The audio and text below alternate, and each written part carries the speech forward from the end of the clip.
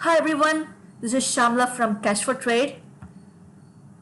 Today we are going to learn about moving average. It's a trend following indicator, simple and effective. That is why it is commonly used all over the world. Yeah, as the name suggests, moving average input moves to the latest data and leaves behind the older data.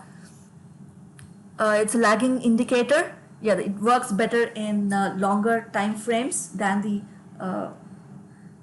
lower time frames. It doesn't mean that it doesn't work on lower time frames. It does work, but it is more effective in the longer time frames.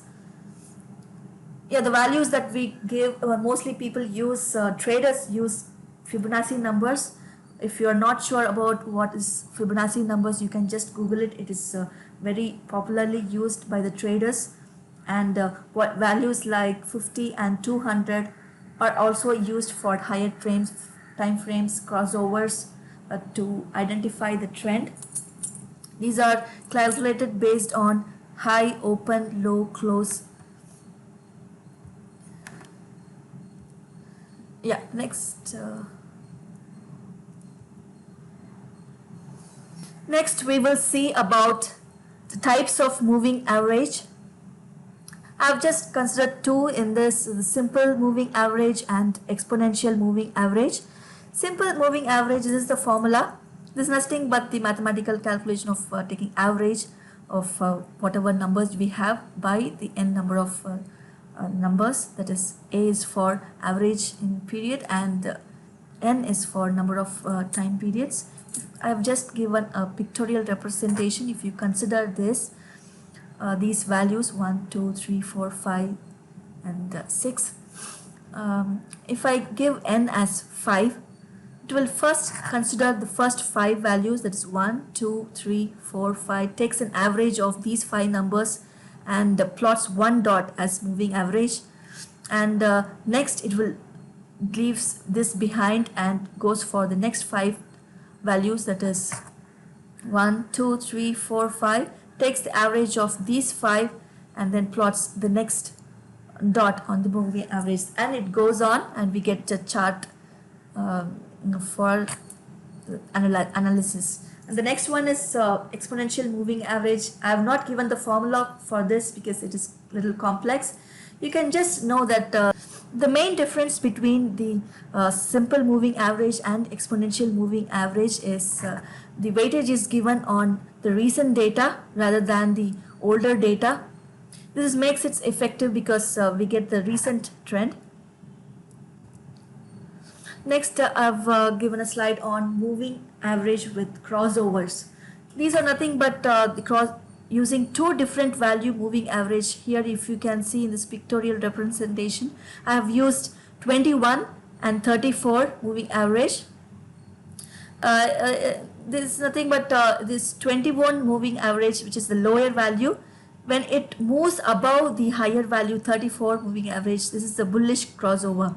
So you can buy you can buy somewhere here after confirmation from either your candlesticks or RSI, stochastic, whatever indicator that you are comfortable with. Likewise, the vice versa, when 34 goes above 21 moving average, that will be a bearish trend. This is a stop and reverse strategy. Now we will look into the charts. Yeah, this is a kite platform from Zerodha. I've just applied moving averages in Nifty July futures. Let me show you one. Yeah, this is ITC chart. Let me show you. This is the studies, and you just type in moving average here and this will get popped up. The default is 50. Change it to 21. I'm using red for 21. I'm just leaving it as the field is closed. You can either choose open, high, low, close, whatever you want. And the type, I'm just leaving it as simple. If you want exponential, you can choose this. Yeah, the 21 EMA is plotted, and next I'm going for the 34.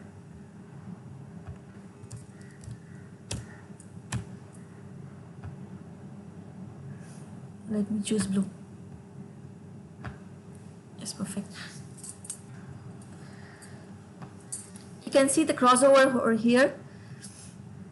This is 34 and this is 21.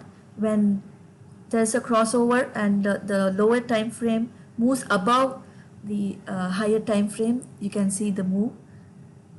It's a bullish trend, and you can buy somewhere here.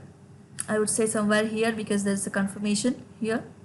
Yeah, if we bought somewhere here, you can exit when the next crossover happens, when 34 EMA crosses and moves above the 21 EMA. I mean the simple moving average. Whatever, you can use either EMA or SMA, that is your choice. This is how it is. Here, even here, if you had entered somewhere here, you can see when the 34 moving average is above the 21 moving average, there's a bearish trend. If you had sold it somewhere here, it's a nice move, and you could have booked profits here and again enter the bullish trend. So this goes on. I have given one more example, that is Nifty July futures.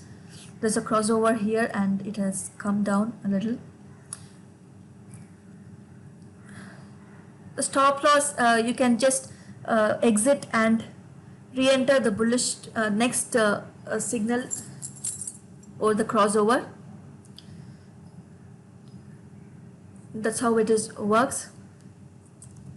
That's all. I think you would have understood well about the moving averages in this presentation. Hope you like the video. If you like the video, press the like button and subscribe to the channel for more informative videos. Thank you for watching.